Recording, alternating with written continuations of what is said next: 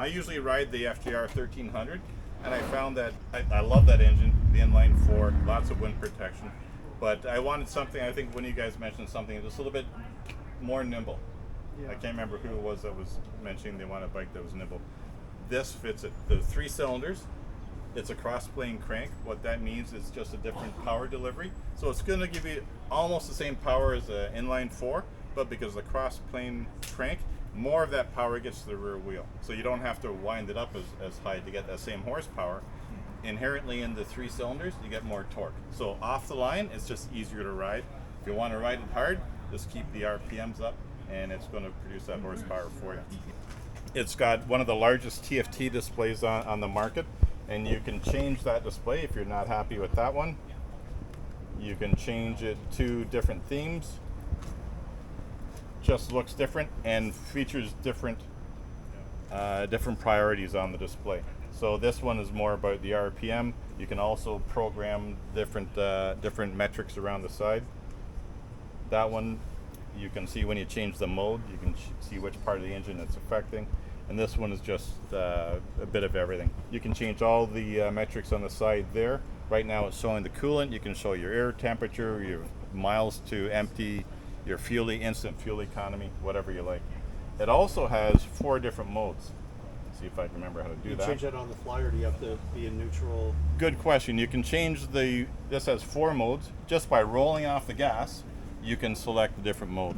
You don't have to be stopped. You don't have to pull in the clutch. Just roll off the gas, bam. And now we've gone to rain mode, custom 1, custom 2, sport, and street.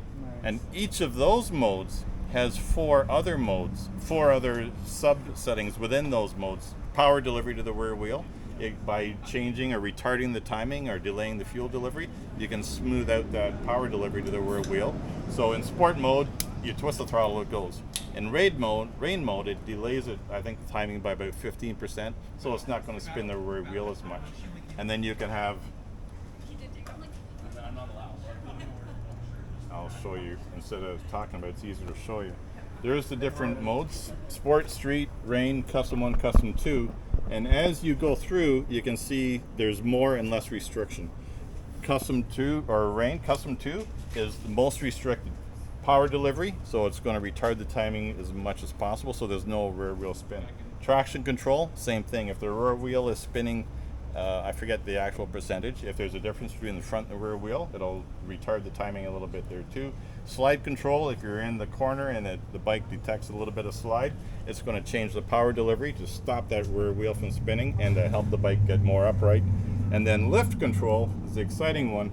That's going to control the amount the front wheel is off the ground, which we won't be experiencing that during this demo.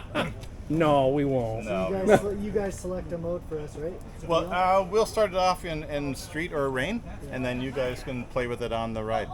You sign the waiver. But in real life, you just now you're so in tune with the bike. So, if you feel like your bike is running hot, right, or you're on a long cruise day, right, it's real humid like today, right, you probably want different information. For sure. Well, that's awesome. Yeah, it's pretty cool. This bike comes in 3 incarnations. There's the manual one, which is standard, just like we see here. There's an automatic, which we have over there, the gray one. Over there. Yeah, the gray one. I call it automatic. It's still manual, but the bike does the gear changing for you. It still has 4 gears, 1 down, 5 up, but the bike will power shift for you as a pre-programmed speed. It'll pick the right gear to be the most fuel efficient. If you want to, and you can select between manual and automatic.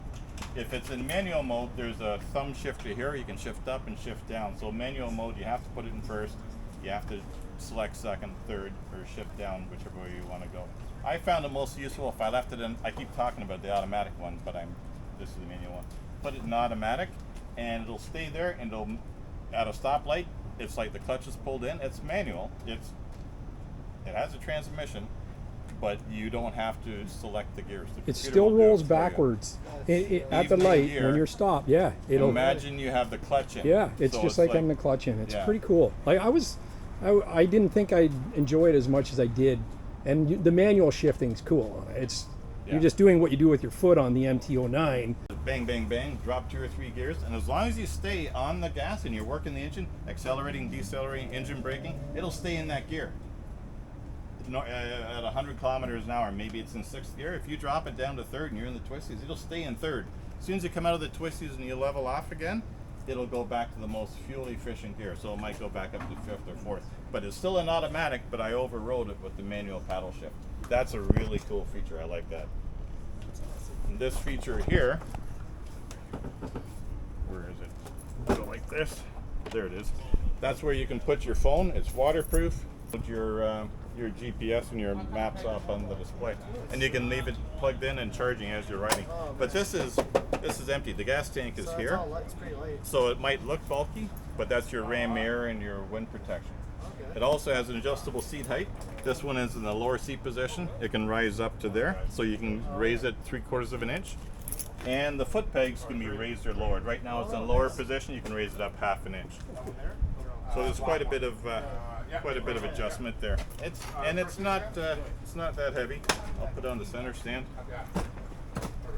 Once you get going on it, even without getting going on it, it's quite. You mentioned that they changed the controls from last year's to this year's. Is that right? From 2 years ago, from 2023 to 2024, a lot of the controls have changed. No longer what we used to call the universal Japanese controls. Now it's more of a joystick type of control.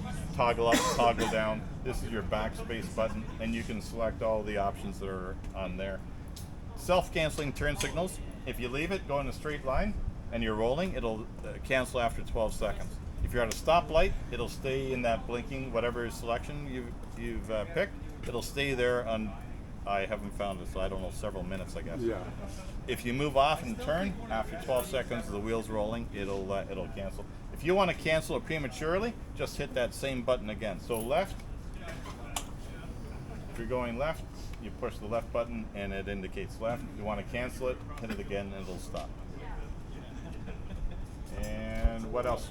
Cruise control, I think we talked a little bit about that. Has off. On cruise control, it'll just work like you expect in your car. You set it to 110, it'll stay at 110. If you want to pass someone, if you give it gas, it'll accelerate as long as you're on the gas, and then you pull back in. As soon as you roll off the gas, it goes back to your preset cruise control 110. Hit that again, and that's a cruise control limiter. It limits it to a certain speed. So if you pick 110, if you try to accelerate beyond that, it will not. You can have it twisted. It's going to go to the limit and stay there. So off, cruise control, standard cruise control, and limited cruise control.